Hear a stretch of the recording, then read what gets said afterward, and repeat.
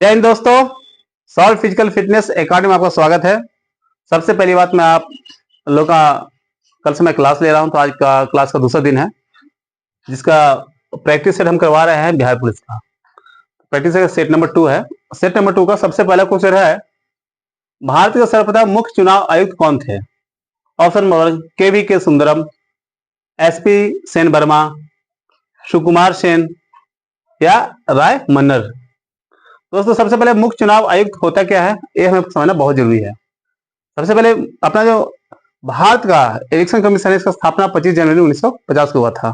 25 जनवरी 1950 यानी कि 26 जनवरी 1950 से एक दिन पहले जब हमारा देश गणतंत्र हुआ था, राइट। इस बात का भी जानकारी रखना है।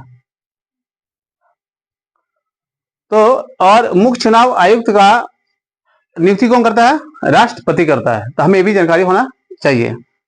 तो इसी के साथ क्वेश्चन नंबर 1 का करेक्ट आंसर है भारत के सर्वप्रथम मुख्य चुनाव आयुक्त Sukumar Sen, option number 3। Question number 2, Rajya Sabha के सदस्यों का चुनाव किसके द्वारा किया जाता है? दोस्तों, सबसे पहले विधानसभा, राज्यसभा, लोकसभा और विधान परिषद, इसके बारे में जानना बहुत जरूरी है। जब हम जानेंगे नहीं तो हम इसको कंफ्यूज होकर क्वेश्चन आंसर नहीं दे पाएंगे। तो राज्यसभा है, इसका अगर देखा जाए तो राज्यसभा का देश में कुल सीटों की संख्या 250 यानी 250 है, जिसमें से 238 जो है सभी राज्यों के और संघ राज्यों के विधानसभा द्वारा चुनाव किया जाता है, और जो 12 होते हैं वो राष्ट्रपति द्वारा मनोनीत किया जाता है। जो कला में, साहित्य में, दर्शन में, अर्थशास्त्र में जो भी अच्छे हैं, जो अच्छे काम किए हैं, उनको राष्ट्रपति 12 व्यक्ति को राज्यसभा के लिए मनोनीत कर सकता है। तो सबसे पहले राज्यसभा के सदस्य का निर्वाचन जो है सभी राज्यों के विधानसभा और संघ राज्यों के विधानसभा के जनप्रतिनिधि द्वारा किया जाता है, वो भी एक अनुपात में, एकल संक्रमणीय पद्धति के द्वारा। तो अभी हमने बता दिया, यानी विधानसभा के सदस्यों द्वारा चुनाव किया जाता है, यानी कि निर्वाचन किया जाता है। तो इसका करेक्ट आंसर हो गया विधानसभा के निर्वाचित सदस्य द्वारा। That is correct answer number 1। Question number 3, व्यापार घाटा उस स्थिति का वर्णन करता है जहां वस्तुओं का निर्यात उनके आयात से अधिक होता है। मतलब वस्तुओं का निर्यात माने देना, आयात माने लेना, उससे अधिक होता है। वस्तुओं का निर्यात उनके आयात से कम होता है। सेवाओं का निर्यात उनके आयात से अधिक होता है। या उपयुक्त में से कोई नहीं। तो सबसे पहली बात हमें यह समझना, व्यापार घाटा होता क्या है। एक्चुअल में दोस्तों बेसिक चीज है, मैं आपको बहुत छोटी बात से समझाना चाहता हूं। अगर मैं कोई व्यापारी हूं और मैं व्यापार करना चाहता हूं, सबसे पहली बात मैं एक पेन को देता हूं और 2 पेन लेता हूं। 2 पेन दिया, 4 पेन लाया। इसका मतलब ये हो रहा है कि हम जो है सामान मेरा कम जा रहा है और हम उससे ज्यादा ले रहे हैं। तो यहां पर मेरा जो है व्यापार जो है असंतुलित हो जाता है। यहाँ प्रॉफिट की बात नहीं कर रहा हूं कि 1 पेन दिया 2 पेन लिया, मतलब 1 रुपया मैंने दिए, 1 रुपया का मैंने सामान लिया है और 2 रुपये का दिया है। लेकिन यहाँ पे उल्टा है, हम 1 रुपये का सामान दे रहे हैं और 2 रुपये का सामान ले रहे हैं। 4 रुपये का सामान दे रहे हैं और 8 रुपये का सामान ले रहे हैं, यानी कि यहाँ पे मेरा व्यापार घाटा बातों से मालूम चलता है। इसी को पूछ रहा है कि इसमें से कौन सा ऑप्शन होगा। तो वस्तुओं का निर्यात माने देना, उनके आयात से कम होता है। बताइए, निर्यात में हम दे रहे हैं और आयात हम ज्यादा ले रहे हैं। सो दैट इसका करेक्ट आंसर होगा ऑप्शन नंबर 2। क्वेश्चन नंबर 4, आधार दर वह है जिसके नीचे कोई भी बैंक किसी को उधार देने की अनुमति नहीं दे सकता है। बैंकों के लिए यह आधार दर कौन निर्धारित करता है? जैसे दोस्तों हम सब जानते हैं कि जितने भी बैंक हैं सबका कंट्रोलर आरबीआई है, रिजर्व बैंक ऑफ इंडिया, जो खासकर अपने इंडिया में बहुत सारे बैंक हैं, जो कि कुछ प्राइवेट भी है, कुछ सरकारी बैंक है, लेकिन सबको कंट्रोल करने वाला आरबीआई है। जिसकी स्थापना 1935 को हुआ है। तो बात हमें मालूम चल गया कौन कंट्रोल करता है। ये आरबीआई गाइडलाइन बताता है कि आप इस दर से नीचे किसी को उधार नहीं दे सकते, यानी कि कर्ज नहीं दे सकते हैं। तो इसका जो कंट्रोल कौन है? Reserve bank of India. Option number D, that is correct answer. Question number 5, Bharat में कृषि एवं संबंधित गतिविधियों को ऋण का वितरण करने में कौन से बैंक अब्लिक संस्थाएं सर्वोच्च हिस्सा रखती है? मतलब हमें कृषि को कैसे डेवलप करना है, कृषि के हमें जितना हो सके सुविधा प्रदान करना है, जिससे कि हमारा फसल ज्यादा उपजाऊ हो सके, ज्यादा अनाज का भंडार हो सके, जो कि हमारी बढ़ती जनसंख्या का निवारण एवं उनका भोजन सुचारू रूप से जुट सके। तो इन लोगों ने क्या किया है, कृषि को आगे बढ़ाने के लिए एक बैंक है जो बहुत ही सहयोग कर रहा है। तो ये 4 ऑप्शन में से एक बैंक है, पहला सहकारी बैंक, क्षेत्रीय ग्रामीण बैंक, वाणिज्यिक बैंक और माइक्रो फाइनेंस संस्थान। तो जैसे वाणिज्यिक बैंक जो है कृषि एवं संबंधित गतिविधियों को ऋण का वितरण करने में बहुत ही सर्वोच्च हिस्सा प्रदान करती है। तो इसका करेक्ट आंसर होगा आंसर नंबर 3। क्वेश्चन नंबर 6, जिस ब्याज से कम दर पर बैंक द्वारा ग्राहकों को उधार देने की उम्मीद नहीं की जाती है उसे कहा जाता है?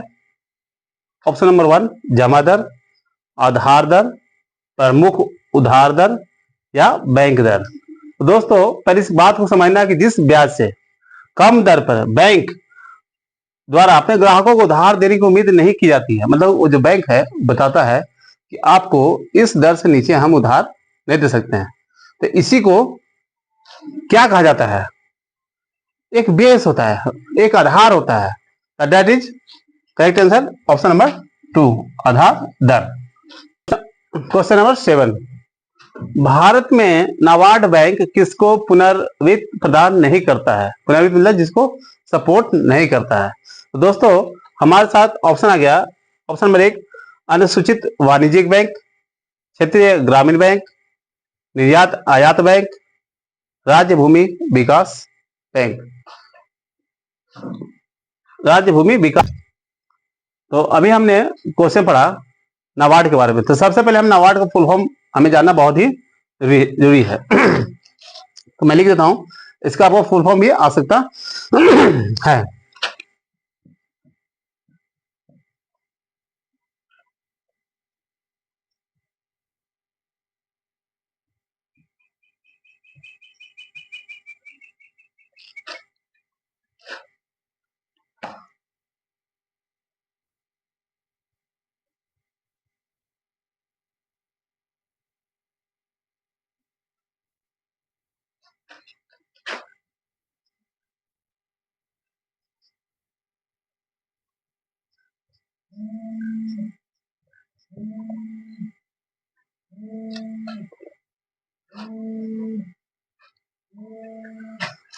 तो नाबार्ड का फुल फॉर्म हो गया national bank of agriculture and rural development. यानी कि हाँ जो बैंक है नेशनल बैंक है और इसका स्थापना हुआ था 1982 में। इसका सीईओ अभी जो है साजी केवी साहब हैं और इसका हेडक्वार्टर मुंबई है। फादर ऑफ इंडिया नाबार्ड मतलब इंडिया में जो है उनको फादर ऑफ इंडिया का श्रेय दिया गया है, जो इंडिया में है उनका नाम है बी शिवा रमन। ये फाइनेंस मिनिस्टर के अंडर में काम करता है। दोस्तों इसका फुल फॉर्म भी आप याद कर लेना, national bank of agriculture rural and development. Bharat में नाबार्ड बैंक इसको पुनर्वित्त प्रदान नहीं करता, जो सपोर्ट नहीं करता। अनुसूचित वाला वाणिज्यिक बैंक इसको करवे करेगा, क्षेत्रीय ग्रामीण बैंक तो 100% है, निर्यात आयात से इसका कोई मतलब नहीं है। तो इसका करेक्ट आंसर हो गया ऑप्शन नंबर 3, निर्यात आयात बैंक। राज्य भूमि विकास में सहयोग है ही।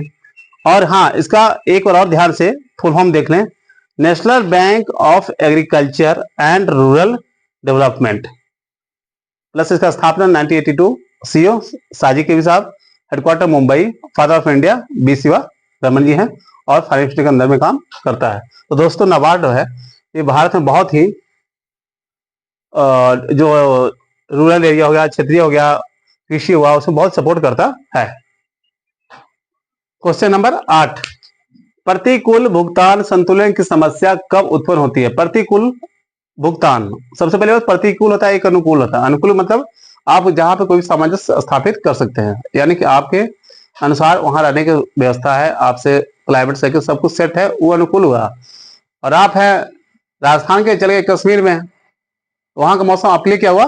प्रतिकूल हो गया, वो अनुकूल नहीं हुआ। या कश्मीर के लोग राजस्थान में आ जाए तो उनके लिए राजस्थान का जो क्लाइमेट है वो होगा प्रतिकूल, अनुकूल नहीं होगा। सो दैट कहने मतलब है जहां पर एडजस्ट हो जाते हैं वो होता है अनुकूल, और जहां पर एडजस्ट नहीं होते हैं वो होता है प्रतिकूल। तो इस बात को हम समझ गए, उसी के हिसाब से हम चारों ऑप्शन पढ़ते हैं। पहला ऑप्शन है जब निर्यात घटता है, निर्यात घटता है, निर्यात मतलब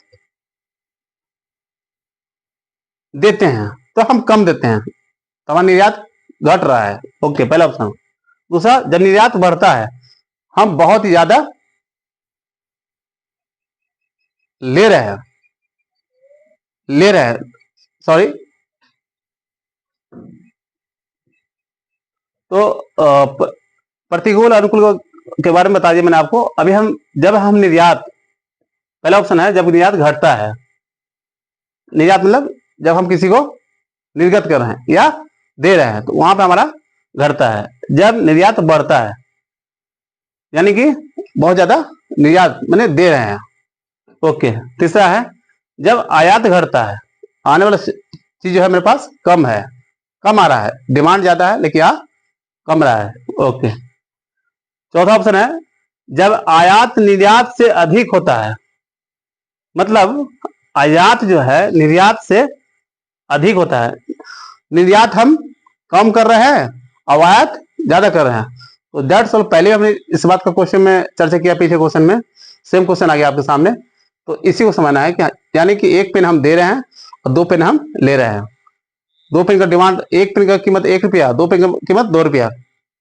तो इसका option number 4 correct answer.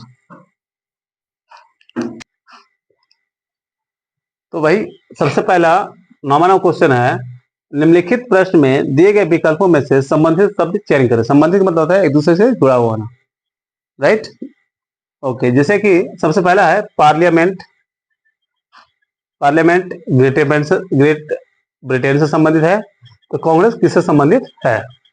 Option हमारे पास 4 हैं। पहला है USA, United State of America, दूसरा है नीदरलैंड्स, और तीसरा है जापान, चौथा है इंडिया। दोस्तों जिस प्रकार से ग्रेट ब्रिटेन में संसद को पार्लियामेंट कहा जाता है, उसी प्रकार इस चारों ऑप्शन में से कहां पर कांग्रेस को, किस देश में कांग्रेस कहा जाता है? Right, USA, Netherlands, Japan, India.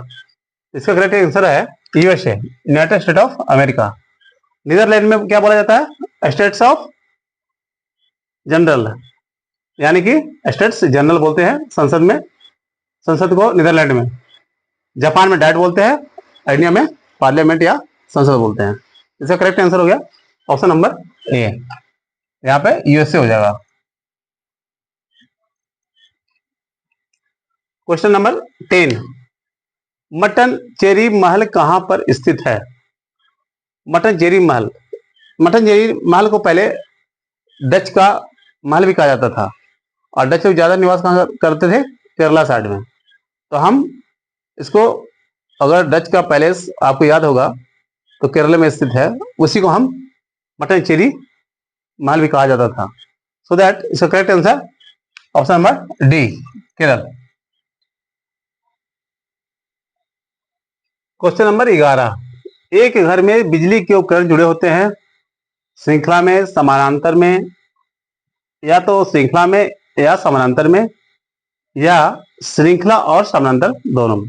दोस्तों घर के जो बिजली होता है एक्चुअल में जुड़ा होता है समानांतर में, क्योंकि समानांतर में क्या होता है कि वोल्ट जो है बराबर इक्वल आता है, इसलिए हम लोग घरों में जो बिजली जोड़ते हैं वो समानांतर क्रम में जोड़ा जाता है। इसका ऑप्शन नंबर 2 करेक्ट आंसर।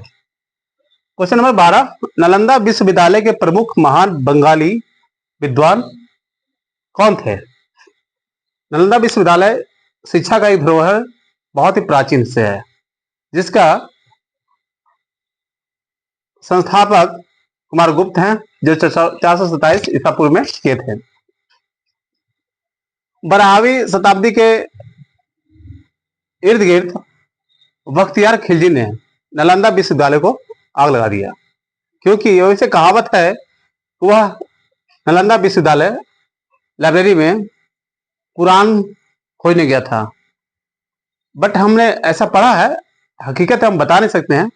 तो जब कुरान उसको नहीं मिला, उससे क्या हुआ, उसमें बहुत शक्तिशाली शासक था, गुस्सा हो गया, तो उसने वहां पर आग लगा दिया। यह आग तकरीबन 3 महीने तक जलता रहा और इस प्रकार से नालंदा विश्वविद्यालय पर बहुत से आक्रमणकारियों ने अटैक किया है, जिसमें से खासकर 3 बार आक्रमण हो चुका है। जितना भी मैं बात बता रहा हूं दोस्तों, इसको गौर सुने और समझें। इन सब के बीच जब एनडीए की सरकार 2014 में बनी, तो उस समय नालंदा विश्वविद्यालय का दोबारा से शिलान्यास किया गया, लेकिन उसका जो उद्घाटन है अपने प्रधानमंत्री नरेंद्र मोदी जी 19 जून 2024 को किए। ये भी आपका VVI है, इसको आप याद रख सकते हैं कि मोदी जी ने नालंदा विश्वविद्यालय का धरोहर का लोकार्पण कब किया, 19 जून 2024। दोस्तों, नालंदा विश्वविद्यालय के बारे में मैं शॉर्ट में आपको बता दिया है, लेकिन मैं विशेष इससे चर्चा करूंगा, खासकर नालंदा विश्वविद्यालय के बारे में। और कोई भी टॉपिक हो वो मैं तसल्ली से आप लोग बताऊंगा, जिससे कि कॉन्सेप्ट क्लियर हो जाए। दोस्तों, तो इसका करेक्ट आंसर हुआ नालंदा विश्वविद्यालय के बंगाली विद्वान थे Shilabhadra. That is correct answer, option number D.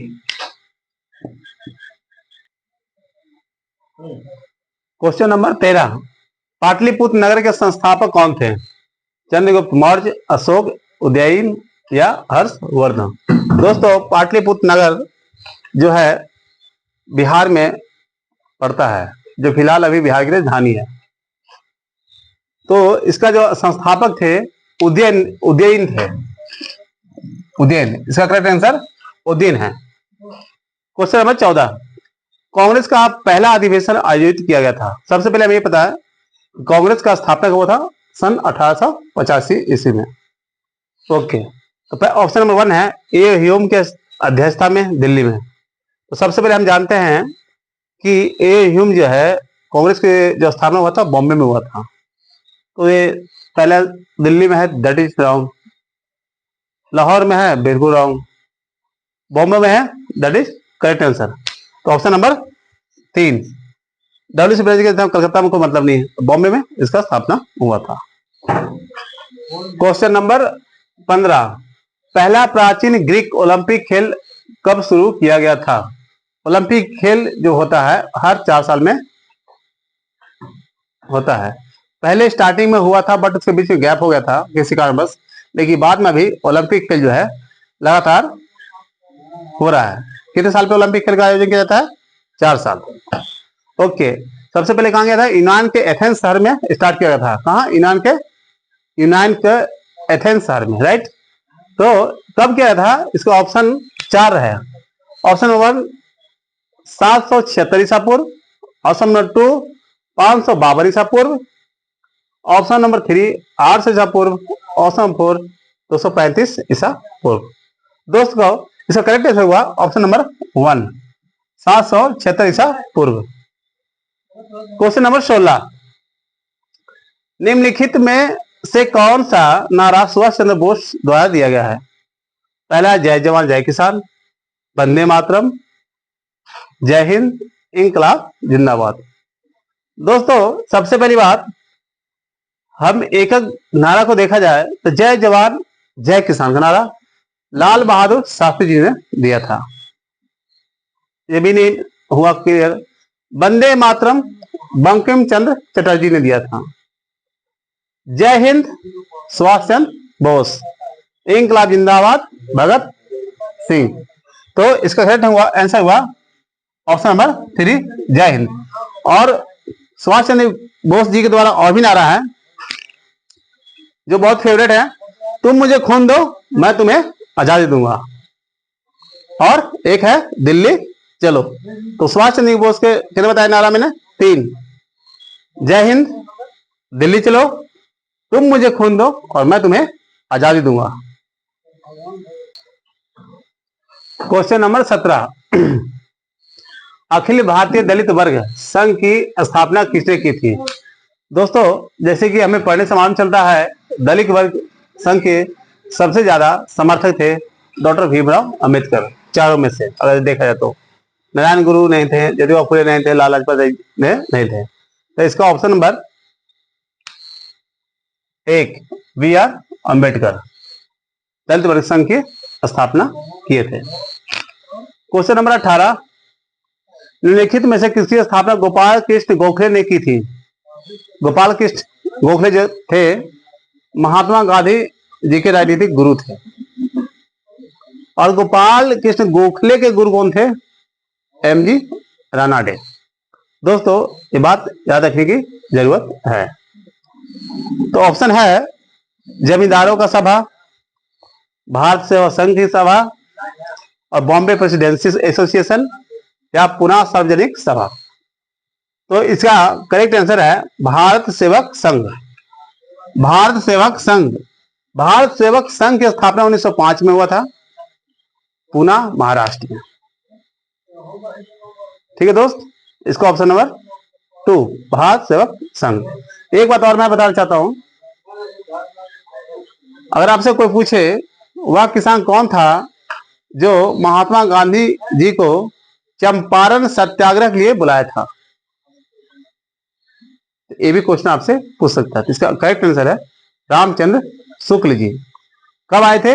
1917 में। अपने देश की आजादी का सबसे पहला सत्याग्रह चंपारण सत्याग्रह। तो इसको भी आप माइंड में नोट कीजिएगा। क्वेश्चन नंबर 19, सत्यमेव जयते उक्ति कहां से ली गई है? सत्यमेव एक राष्ट्रीय वाक्य है। ये अपने देश का एक सत्यमेव जयते हैं का मीन्स होता है कि सत्य के हमेशा जीत होती है। तो यह जो वाक्य है, उक्ति मतलब एक कहावत, कहां से लिया गया है? दोस्तों ऑप्शन नंबर 1 है वेदों से, मुंडकोपनिषद से, पुराणों से, इनमें से कोई नहीं। ये लिया गया है मुंडकोपनिषद से, सत्यमेव जयते। ऑप्शन नंबर 20, जो सब कुछ जानता है वह है अज्ञानी है। जो सब कुछ जानता है वह अज्ञानी है, सर्वज्ञ है, विशेषज्ञ है कि कृतज्ञ है। चारों का डिफरेंट आपको समझ में जाना चाहिए। अज्ञान में जो कुछ नहीं जानता है, जो सब कुछ जानता है सर्वज्ञ, विशेषज्ञ जो किसी पार्ट चीज के बारे में या किसी खास किसी चैप्टर का नॉलेज होता है वो विशेषज्ञ होता है, और कृतज्ञ अपने कर्म प्रति कृतज्ञ रहता है। दोस्तों इसका बातों से मालूम चलता है, पढ़ने के बाद ये जो सेंटेंस पढ़े तो हमें जानकारी हुई कि ऑप्शन नंबर 2 सर्वज्ञ दैट इज करेक्ट आंसर। दोस्तों आज का हमारा practice set number 2 Bihar police का कंप्लीट होता है। तो मैं चाहता हूं कि आप लोग ज्यादा से ज्यादा हमें लाइक करें और सब्सक्राइब करें और हमें मोटिवेट करते रहें। अब मैं आपको, मेरा दोस्त सन्नी पटेल जी है जो सॉलिड फिजिकल एकेडमी का ट्रेनर है, जो फिजिकल फिटनेस कराते हैं, ये आपसे धन्यवाद साथियों। हम सभी लोग का स्वागत करते हैं इस अपने YouTube चैनल सौर फिजिकल एकेडमी में। तो वीडियो पसंद आए तो वीडियो को लाइक सब्सक्राइब मेरे चैनल को सब्सक्राइब जरूर करें। कहते हैं दोस्तों, नौकरी मिले ना मिले ये तो मुकद्दर की बात है, पर हम कोशिश भी ना करें ये तो गलत बात है। कोशिश तो हमें करना चाहिए, और हम आप मिलकर दोनों मिलकर कोशिश करते हैं तो एक दिन मंजिल को पाने से को रोक नहीं सकता है। और हम लोग का भी शुरुआत की है, तो मैं नहीं कहूंगा कि आपको 100% पर 50% जरूर दूंगा। कोशिश करते रहा कि आप मन लगा के पढ़ें, और हम लोग मन लगा के आपको, हम फिजिकल में और सर हमारे रिटेल में मन लगा के आपको कराते रहें। अगर आप यहाँ ऑनलाइन ऑफलाइन आकर पढ़ना चाहते हैं तो मेरा पता है सौर फिजिकल एकेडमी, बानावर, पतालगंगा, मखदूमपुर, जहानाबाद, गया, बिहार। ठीक है साथियों, अगर आप फिजिकल आके करना चाहते हैं या रिटर्न क्लास करना चाहते हैं तो आप आराम से कर सकते हैं। यहाँ हॉस्टल की व्यवस्था भी है, खाने पीने सब चीज की व्यवस्था है। आप आइए, सेवा का मौका दीजिए। जय हिंद, हर महादेव। एक बात याद रखना दोस्तों, अगर आपसे आपके पड़ोसी जलते हैं या आपसे कोई लड़ाई करने की कोशिश करते हैं तो आप उनको लड़ाई से नहीं, कभी भी बैर से बैर साथ नहीं होता दोस्तों। मेरा एक बात याद रखना, एक कहावत है, क्या करोगे मारकर, क्या करोगे मारकर किसी को जान से, क्या करोगे मारकर किसी को जान से, जान का मारा हुआ दुश्मन बनेगा जान का, जान का मारा हुआ दुश्मन बनेगा जान का, और सर उठा ले सकता है मारा हुआ एहसान का। दोस्तों जब भी आप किसी को मारते हैं तो आप बैर से बैर नहीं समझता है, आप एहसान से मारिए, किसी गलती को माफ करना सीखिए और आगे बढ़ना सीखिए, क्योंकि भविष्य में आपका निर्माण करेगा। सही है और आगे बढ़िए। जय हिंद दोस्तों, मेरे चैनल को सब्सक्राइब जरूर कीजिएगा।